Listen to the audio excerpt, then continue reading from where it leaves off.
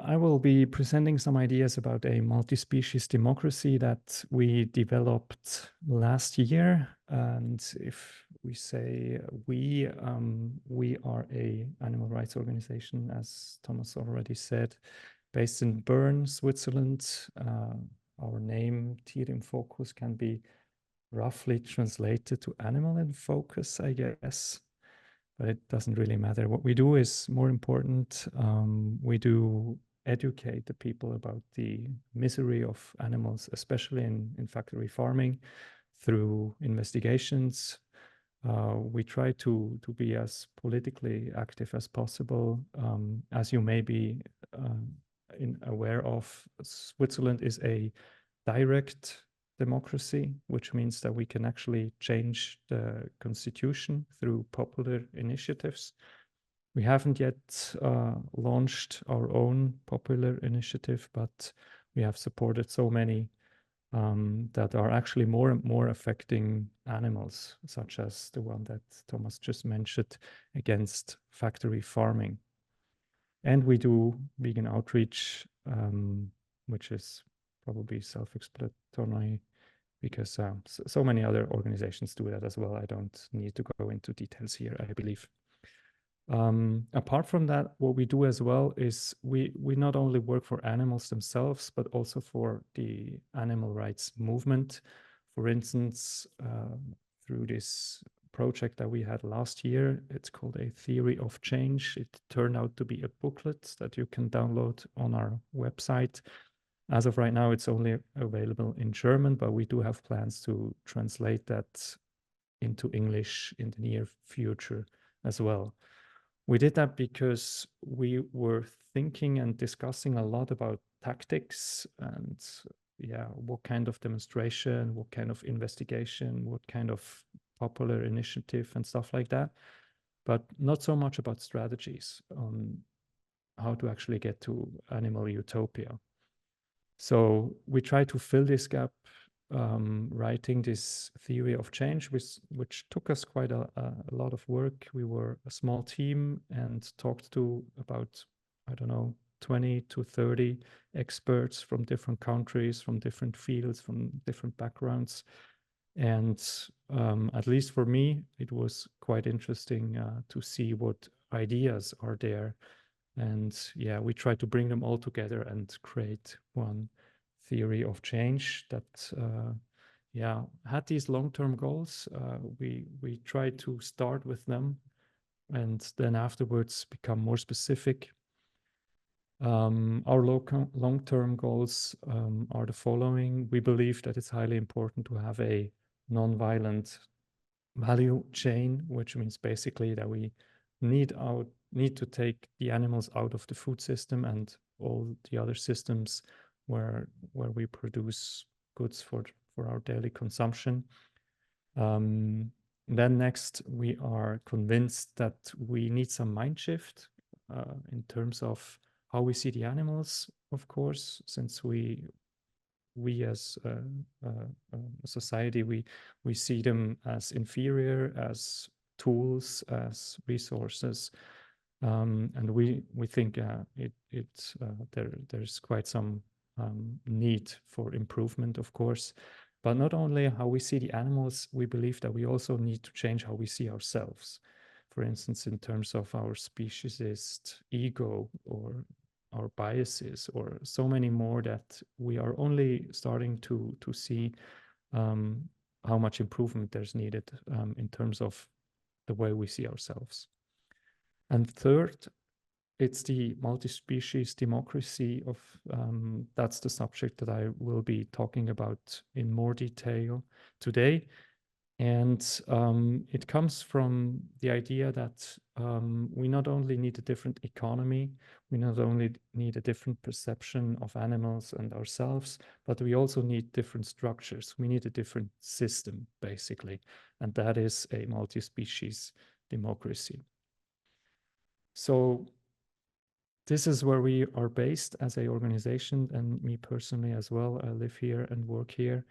And at first sight, you might think that this is a pretty much ordinary human society. There are buildings, there are roads, there are bridges, churches, and the parliament, because this is the capital of Switzerland. If you look closer, then this is of course not a human society, because there are so many different animals living in this village or in this city. I just read Animal Architecture, a book that came out last year, and there was some pretty troubling thought that I was reading in there, which means that there is, within 2 meters, wherever you are, there's a spider, which is pretty funny because a lot of people are very scared of spiders, me included. And still, we basically live together and we work together, and whatever we do, there are spiders as well. But not only spiders, of course. If you go outside, there are pigeons, there are tons of different birds, there are fishes, there are insects, there are, at my place where I live, there are foxes as well, there are frogs sometimes. Like, there are so many different animals, and I believe it's pretty much the same at your city or your village, wherever you are. So what we actually are is not a human society, but a multi-species society. And this is actually the claim that I'm trying to make, since we are a multi-species society where animals are affected by our decisions, by our policies, by our activities. Whatever we do, we affect animals as well. Since they are here and affected as well, we need to become a multi-species democracy. And when I say democracy, that might be a little bit simplified, but I see democracy as a bunch of institutions. So in order to become a multi-species democracy, we would need to change our democratic institutions so that animals have a say as well when we create policies or laws or whatever. So in Switzerland, and I may have to mention that what I say now is really, it comes from a Swiss perspective. So it might look, your system might look similar, or it might look totally different. So whatever it is, I think we really have to adapt our ideas to the local system, to our circumstances that we are around it. So in Switzerland, we have this separation of power, which is like basically the 3 pillars of our democracy, each of which we developed a few ideas on how to represent animals in our society. And starting with the executive branch, which is where laws are implemented. Right now we have like different federal offices in Switzerland, which more or less care for animals. Most of them, they don't care about animals at all. But some of them, such as this one, the Federal Office of Food Safety and Veterinary Affairs, actually does quite a bit for animals, to be honest. For instance, they do some monitoring of the use of antibiotics and try to make sure that animals feel as comfortable as possible in factory farming, which is not much, of course, but still, I think it's better than nothing. And yeah, I think there is, even though it's better than nothing, there's still a lot of room for improvement, of course. And especially in terms of this conflict of interests that is quite obvious in this federal office, since it's not only interested in the well-being of animals, but also in the food safety. It doesn't really go together, I think. So what would be much better is to have like a single federal office for animals only, for instance. So that would be something that really represents animals in the general public. And that's one first idea in the executive branch. Another one is something that Thomas already mentioned in the introduction, which has actually been implemented in Germany as of last year, if I'm not mistaken, which can be called, I don't know, animal spokesperson, for instance, and their job would be like to represent animals in the general public through reporting, for instance. And if I say reporting, it would be like super important, not just to create statistics and data and whatever for us, but really for them. For instance, in terms of biodiversity, that's something that's highly important, not only for our well-being, but also for other animals as well, of course. And in terms of research, we are not talking about animal testing, of course, but for instance, this still quite new and, as I think, highly interesting field of human-animal studies, which is related to, which deals with the relation of humans and other animals in our society. And as far as I can tell, they produce super interesting results, but they don't really reach the general public that sees animal still as in the 1970s, basically. Sometimes I have the impression. So that would be something that this animal spokesperson could be doing, like create a link between these results of human animal studies and the general public through media work, for instance. And speaking of a link, that would be another thing in terms of networks, where I see quite some potential right now. At least in Switzerland, we have many animal movements. For instance, we have a animal welfare movement or a animal rights movement, and probably even more. And to be honest, there's little discussion between the different movements, unfortunately. So this animal spokesperson could be foster that and really help to meet and get to know and actually work together. And lastly, in terms of lobbying, it's probably obvious, this one, so I don't need to go into detail, but I think it's important to have, obviously it's important to have someone who speaks for the animals in parliament, if it's only a lobbyist. And maybe it's even helpful if it's a neutral animal spokesperson, because if we do that as a organization, we are perceived as radical, as a sometimes militant animal rights organizations, even though at least in militancy it's not true, but still it's difficult to present ourselves as goal-oriented and helpful for farmers, for instance. So it might be helpful to have a more neutral institution such as the animal spokesperson. So these are a few ideas in terms of the executive branch. Next, I come to the judiciary branch, which is where the interpretation of laws take place. And right now, the system looks like this. Sometimes we file a complaint of animal cruelty when we do investigations, for instance, and the way it works in Switzerland, this complaint goes to the prosecution, which usually doesn't really seem to care about animals, or they are not capable of, because they haven't learned it at uni. But anyway, usually our cases are closed right away. So there's nothing we can do about it. If prosecution closes the case, it's done. So what we need, we as a animal rights organization, but of course others as well, because they have the same problems as we have. What we would need is some kind of organizational standing, so that we would be able to take those cases to the next level, in this case the court. But of course, if the court says no, that's nothing, it's no animal cruelty, then we can still take it to the next level, and so on.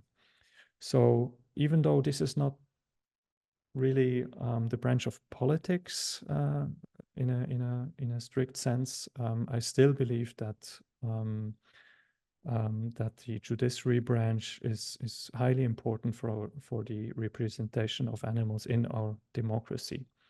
And maybe just shortly another idea one of which we have actually quite some experience with in Switzerland. That's the animal lawyer. Back in 1990 up until 2010, more or less, we had an animal lawyer in parts of Switzerland, which was pretty successful. So it really helped to improve the lives of animals.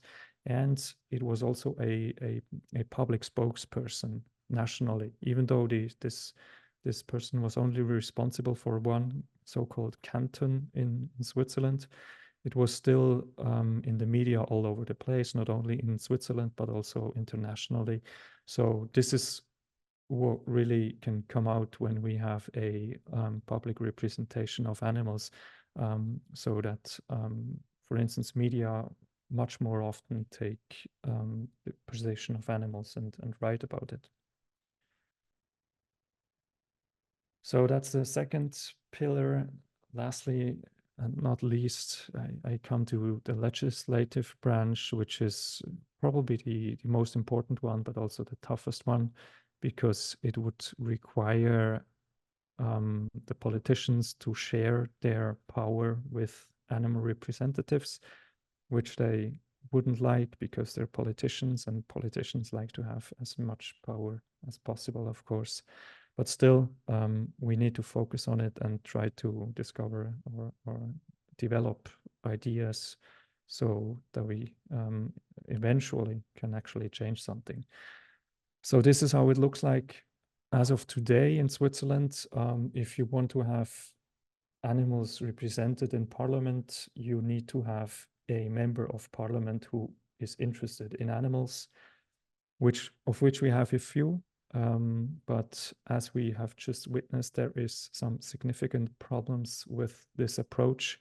We had like elections a couple of months ago, and in this election, one of our most important spokesperson or animal representation person was kicked out of parliament, and they actually now the animals actually lost their most important voice, political voice. So the problem with this approach is that animals might actually lose their representation altogether, which is from a multi-species democracy, from a perspective of a multi-species democracy, it's unacceptable, of course.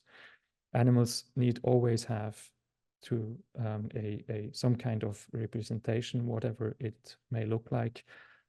Here is one way how it could look like. This is something that is being discussed in theory, that next to the current members of parliament, there would also be some animal representatives. And even if they are kicked out of parliament, they could be replaced by other animal representatives so that animals are always being represented. Of course, there are tons of questions that remains open. For instance, how these animal representatives are elected. There's the idea that they can be elected by the general public as well as the other members of parliament, or there's the idea that specific animal rights or animal welfare organization could vote or could elect them. And lastly, it's something which is quite new, and I think it's pretty interesting, is the idea of citizens' assemblies. So citizens' assemblies work, they're made up of people, not politicians, that are randomly chosen. And yeah, it's always different, but basically they come together during a weekend or maybe 2 or 3 or during a couple of years even. And they discuss like super interesting and controversial issues.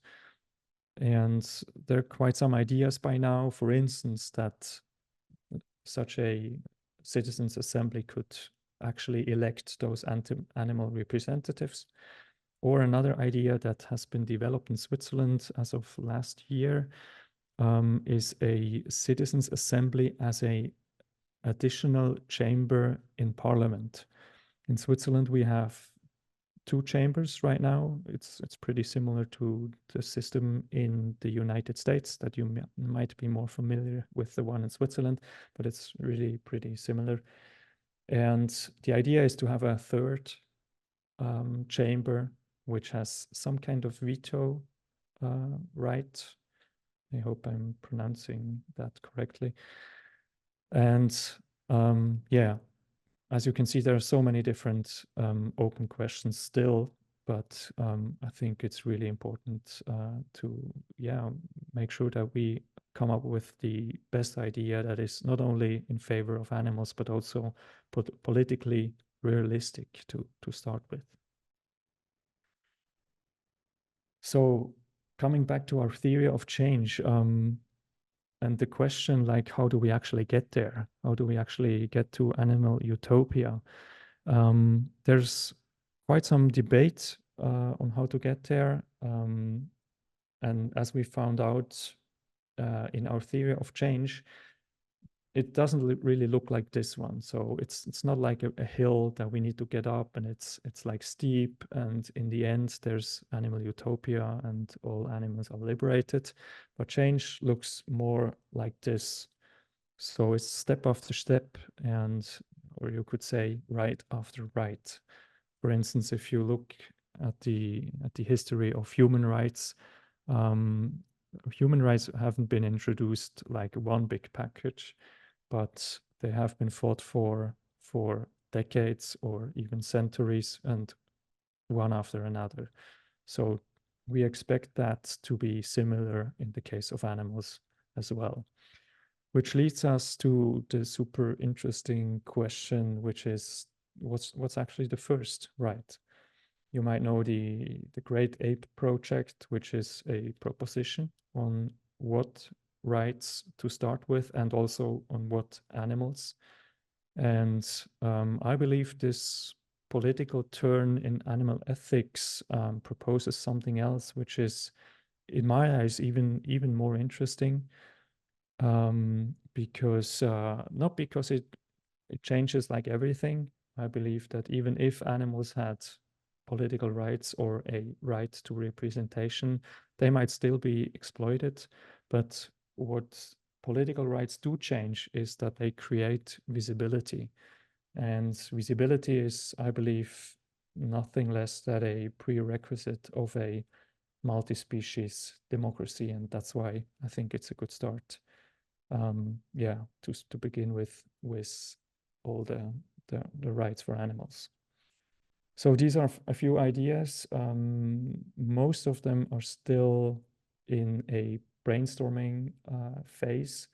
So I'm really happy to hear your comments, your ideas, and maybe your criticism. I'm sure there are different opinions around. And yeah, I'm looking forward to discuss that.